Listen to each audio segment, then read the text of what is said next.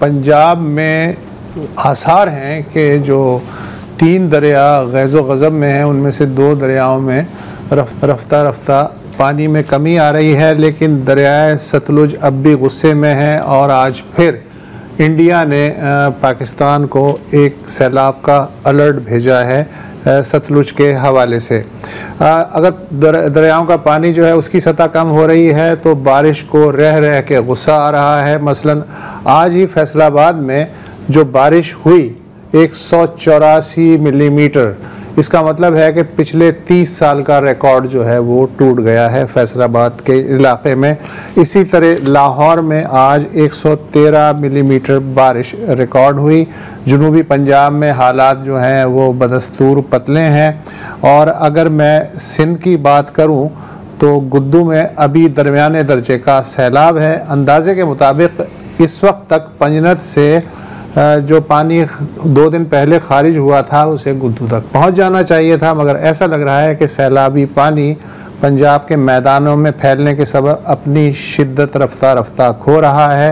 अलबत्ता सिंध में पिछले 3 दिन से हल्की और भारी बारिश का सिलसिला जारी है, कराची से लेके कश्मीर तक। आज बिलावल भुट्टो ने गुद्दू बैराज का जायज़ा लिया। उनके साथ वज़ीर आबपाशी जाम खां शोरो भी थे। जाम खां शोरो का कहना है कि कादिरपुर गैस फील्ड चूँकि दरिया के बेड में है, यानी दरिया के अंदर तक है, लिहाजा कंदकोट का जो मशहूर तोड़ी बंद है और घोटकी का ज़िला, उसके माबैन चौड़ाई 4 मील कम हो गई है। अब इसका मतलब मुझे नहीं पता, लेकिन बहरहाल उन्होंने अपनी ब्रीफिंग में ये बात बताई है।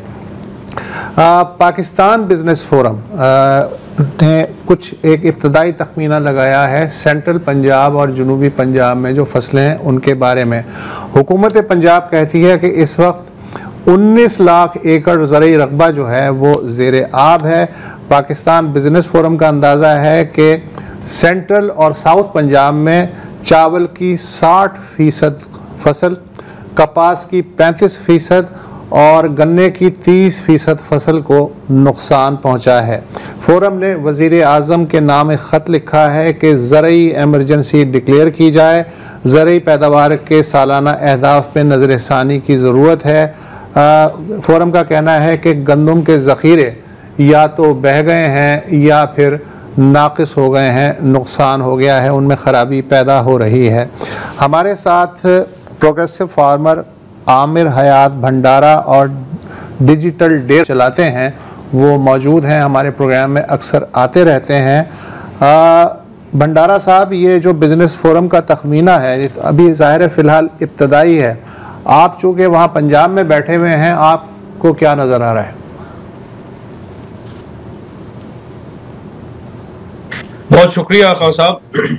सिचुएशन तो अगर हम मैक्रो नंबर्स की बात करें तो ये सिर्फ पाकिस्तान बिजनेस फोरम का नहीं, अगर आप एक आरिफ हबीब लिमिटेड के नंबर्स को देखें तो वो शायद इससे भी खतरनाक हो जाते हैं, जो कि ये बताते हैं कि अगर चावल की फसल को डैमेज होता है जिस तरह से कहा जा रहा है, तो शायद हो सकता है हमारी जो एक्सपोर्ट शिपमेंट्स हैं वो कोई 278 मिलियन डॉलर की डिस्टर्ब हो जाएंगी, चीनी की 283 और कॉटन की और टेक्सटाइल की कोई 300 मिलियन डॉलर्स की।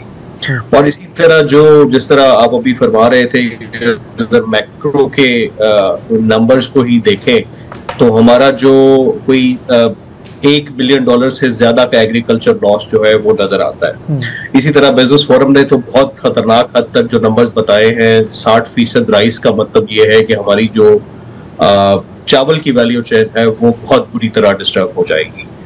और अगर हम जो सरकारी अदादोशुमार जो अब तक है, जिस तरह आपने दुरुस्त फरमाया कि अभी तक तखमीना ये बहुत इब्तदाई है और इसको अभी वक्त लगेगा मैच्योर होते हुए और पक्की बात करते हुए, तो जो हमारे इलाके में पंजाब में जिस तरह से 3 दरियाओं ने डिस्टर्ब किया है, कोई 2 मिलियन एकड़ का रकबा डिस्टर्ब हुआ है, तो उसमें चावल, मकई, गन्ना, कपास, बहुत से चारे और हमारी तिल की जो फसल थी वो डिस्टर्ब हुई है। तो ये तो मैक्रो नंबर्स हैं, लेकिन हमें शायद मैक्रो के साथ इसको माइक्रो लेवल के ऊपर भी देखना पड़ेगा, क्योंकि जब अगर हम 19.5 लाख एकड़ या 20 लाख एकड़ की बात करते हैं, तो अगर छोटा किसान 5 एकड़ वाला अगर उसकी सारे के सारे एकड़ जो है वो उसमें शामिल है, तो उसकी तो पूरी की पूरी जो जिंदगी है और पूरा का पूरा कारोबार है वो तबाह हो गया।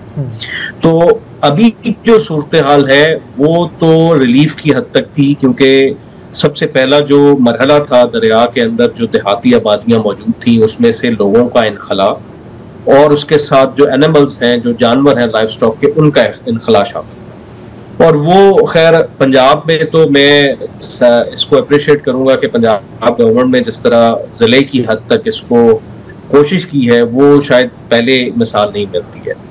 तो अभी असल जो मुद्दा है वो स्टार्ट होगा जब लोग, अभी जिस तरह आज ही जो पीडीएमए के अफसरान की तरफ से पता चला है कि जो आज बारिश का शायद आखिरी स्पेल खत्म हो चुका हुआ है और जो दरिया हैं वो शायद अपने मामूल की तरफ लौटेंगे, और गुजरात और नारोवाल के कुछ इलाकों से जो कैंप से, रिलीफ कैंप से लोग वापस घरों को जाना शुरू हुए हैं, और इसी तरह ये डाउनवर्ड ट्रेंड्स आएगा। तो पंजाब के अंदर जब लोग वापस जाएंगे, रिहैबिलिटेशन स्टार्ट होगी, अपने घरों को लौटेंगे, तो उस वक्त हमें सही अंदाजा होगा कि नुकसान असल में हुआ कितना है।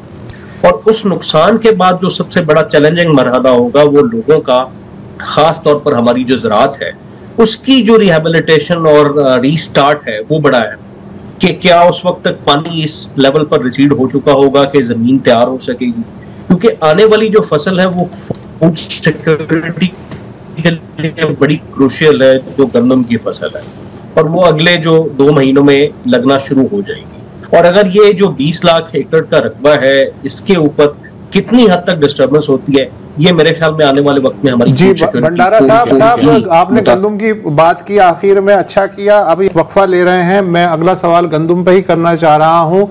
सैलाब ना भी आता तो गंदम की सूरत हाल इतनी अच्छी नहीं थी, तो उस पर भी थोड़ी हम बात करेंगे वक्फे के बाद। Welcome back. पानी तो खैर उतर जाएगा, उसके बाद ज़राअत का क्या होगा, यही मौजूद गुफ्तगू है आमिर हयात भंडारा जो डिजिटल डेरा के मालिक हैं उनसे। भंडारा साहब, ये जो गुज़िश्ता माली साल है उसमें ज़रूरी सेक्टर में जो ग्रोथ है 0.56% रिकॉर्ड की गई, जो कम से कम पिछले 10 साल में सबसे कम है।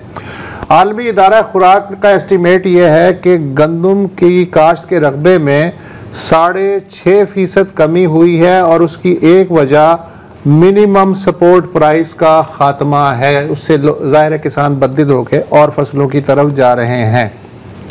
अब ऊपर से ये बला भी आ गई है सैलाब की सूरत में। इसमें अगर किसान की मईशत 4 गुना और कमज़ोर हुई है तो इम्पोर्टर और आड़ती की अहमियत 4 गुना और बढ़ गई है। तो ये जो मंजरनामा है, ये जो खिचड़ी है, ये दलदल है या इससे कोई निकलने का सिलसिला भी हो सकता है? हाँ साहब, सवाल ये बड़ा अहम है, लेकिन जो नंबर्स आपने पिछले साल के बताए हैं उसको हमें 2 तनाज़ुर में देखना पड़ेगा। एक तो ये है कि जब पिछले साल गंदम लगी, जो उससे पिछले साल गंदम लगी थी 22-23 में, वो गंदम बहुत ज्यादा लगी थी क्योंकि उस वक्त सपोर्ट प्राइस अनाउंस कर दी गई थी 4,000 रुपए 2022 के फ्लड के बाद। उस वजह से गंदम का जो नॉर्मल हमारा रकबा था, जो पहले काश्त होता था, उससे कोई काफी हद तक रकबा जो है वो बढ़ गया था। पिछले साल जो गंदम डिसहार्ट तो फार्मर था, आप कह लें कि सपोर्ट प्राइस क्योंकि एक चल रही थी, उसको अचानक आके जो है वो खत्म किया गया। हुकूमत की अपनी मजबूरियां थी, इकोनॉमिक्स के हवाले से, इंटरनेशनल जो कवानीन कह लें जो शराइत थी उसके हवाले से, लेकिन बहरहाल वो सपोर्ट प्राइस खत्म हुआ। IMF का प्रेशर था, तो उसकी वजह से जब सपोर्ट प्राइस खत्म हुई तो एक तो वो रकबा जो पिछले साल सिर्फ सपोर्ट प्राइस अनाउंस होने की वजह से काश्त हुआ था वो निकल गया। उसके अलावा जो लोग इस उम्मीद में थे कि हमारी जो गंदम है वो कम से कम कुछ बेहतर रेट में मार्केट मैकेनिज्म के तहत सेल हो जाएगी, वो उस तरह से नहीं हो सकी, और जो एक गंदम की मार्केट का बहरान था वो पैदा हो गया। लोगों ने काश्त भी नहीं की और कुछ हद तक हमारी जो प्रोडक्टिविटी है उसमें भी प्रॉब्लम्स आई। लेकिन हुकूमत पंजाब की जानिब से कुछ अच्छे काम भी उस वक्त किए गए थे, किसान कार्ड के हवाले से कह लें या कुछ सॉफ्ट लोन्स, लेकिन वो स्मॉल फार्मर्स को टारगेट किया गया था, मीडियम से स्मॉल स्केल के फार्मर को। असल इशू अब आके पैदा हुआ है और शायद आने वाले वक्त में ज्यादा ये खराब हो सकता है। जो जिस तरह से खबरें आ रही हैं कि कुछ फूड के जो जखायर थे उनको सैलाब के पानी की वजह से नुकसान हुआ है, लेकिन सबसे बड़ा जो इशू हुआ है वो सैलाब की आड़ में जो ब्लैक मार्केटिंग स्टार्ट की गई और इतनी जल्दी रेट बहुत ज्यादा 2200-2300 से 3600-3700 रुपए कर दिया गया, ये एक बहुत बड़ा इशू था। इसके हवाले से पिछले दिनों हमने एक खबर ये भी सुनी कि गवर्नमेंट ऑफ पंजाब ने इंटरप्रोवेंशियल जो है कुछ चेक्स लगाने की कोशिश की है। आज पंजाब में कुछ तबादला जात भी किए गए हैं।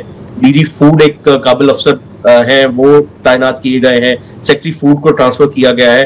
लेकिन अभी भी अगर जो एग्जिस्टिंग गंदम हमारे पास पड़ी है उसकी अवेलेबिलिटी कंज्यूमर तक पहुंचाना ये सबसे बड़ा किरदार है, और इसमें मेरे ख्याल में सबसे बड़ा एडमिनिस्ट्रेटिव चैलेंज जो आएगा वो इसी में आएगा, क्योंकि हम इम्पोर्ट तो करेंगे जो और मेरे ख्याल में शायद अगर सिनेरियो आ रहा है कि जो करनी पड़ेगी। आपका छोटा काश्तकार है 5 किले 6 किले पहले ही मकरूज है, अब उसकी कमर टूट गई है, तो उसके पास शायद कोई और चारा ना बचे कि वो अपनी जितनी भी जमीन है जो भी उसको दाम मिले वो बेचे और शहरों की तरफ शिफ्ट हो जाए। स्टेट इंटरवीन तो अच्छा स्टेट हाँ तो आमिर हयात साहब, पहले भी आपने छोटे काश्तकार की बात की, स्पेसिफिक स्टेप्स आप क्या रेकमेंड करेंगे जो प्रोविंशियल गवर्नमेंट करे ताकि ये लोग जो तबाह हो गए इनकी दोबारा बहाली हो सके? 2 मिनट है हमारे पास। देखिए सर, दो चीजें करनी पड़ेंगी, एक तो लॉन्ग टर्म और एक शॉर्ट टर्म। शॉर्ट टर्म में सबसे पहले तो यह है कि हमें तखमीना एहतियात से और पूरी तरह लगाना पड़ेगा और उनको फौरन कॉम्पनसेट करना पड़ेगा, ना सिर्फ पिछली उसके लॉस के लिए बल्कि जो आने वाले क्रॉप्स हैं उनके लिए भी। क्योंकि अगर हम ये कहें कि पिछला क्रॉप उसको दे के छोड़ दें और अगली क्रॉप के लिए उसको कुछ ना दें या अगली क्रॉप के लिए दे दें और पिछली के लिए ना दें, तो ये मुनासिब नहीं होगा, क्योंकि वो जिस तरह आप अभी बात कर रहे हैं वो आड़तियों के चुंगल में फंसा हुआ है या उन्होंने बैंक्स का कर्जा दिया। एक दूसरी चीज ये है कि हमें जो बिजनेस सेक्टर है, हमारा फर्टिलाइजर सेक्टर है, हमारा जो प्रोसेसर है, हमारे जो बैंक्स हैं, इन सबको भी मेरे ख्याल में अब आगे आना चाहिए कि जो प्रॉफिट ये फार्मर्स से कमाते हैं सिर्फ CSR के झांसे में ना रहने दें, सिर्फ किसान को सलाम ना करते रह जाएं। किसान की अब सपोर्ट की जरूरत है गवर्नमेंट के साथ मिलके। हम भी हर वक्त सिर्फ गवर्नमेंट को देख रहे होते हैं, अच्छा टाइम के बिजनेस कम्युनिटी आ जाए। और दूसरी चीज ये है कि हमें फ्यूचर के लिए क्लाइमेट रेजिलिएंट अपने एग्रीकल्चर सेक्टर को बनाना पड़ेगा। MNCs यहाँ पे आके काम कर रही हैं, लोकल बिजनेसेस बहुत अच्छे काम कर रहे हैं जो इसी एग्रीकल्चर सेक्टर से कमाते हैं। मेरे ख्याल में अब ये ज्यादा जरूरत है कि हम थोड़ा एडेप्टेशन प्लान्स और जो क्लाइमेट है उसके ऊपर भी कुछ पैसा लगा ले ताकि ये हमारा जो फूड सिक्योरिटी और क्लाइमेट चेंज की वजह से एग्रीकल्चर का मसला है ये हल हो पाए इन फ्यूचर। बहुत ओके ग्रेट आमिर हयात साहब, बहुत बहुत शुक्रिया। मेरा शॉर्ट टर्म में तो सर आप महंगाई ही देख रहे हैं। देखिए, ये जो इन्होंने कॉम्पनसेशन की बात की ना किसान की, मेरा ख्याल है आप बिलावल की भी बात कर रहे थे, उन्होंने भी रेकमेंड किया है कि जो आपका BISP है, आपके पास एक डेटाबेस है, उसकी बेस पे आप लोगों को फिर कैश हैंडआउट्स दें जो लोग तबाह हो गए, ताकि उनकी कोई कुछ तो हो उनके पास रीस्टार्ट करने के लिए। और दूसरा इन्होंने बिजनेस सेक्टर की बात की, कॉर्पोरेट सेक्टर की। तो ये मशवरा देना, मुफ्त मशवरा देना बहुत आसान है। आप उनको क्या प्लीड ही कर सकते हैं। अगर आप मजबूर हैं और जमीन आपके पास है तो मैं आपको क्यों रियायत दूंगा, मैं आपसे जमीन खरीदूंगा ना मुंह मांगे दामन। कॉर्पोरेट फार्मिंग के लिए एक बहुत बड़ी जीत हो सकती है ये। जी, तो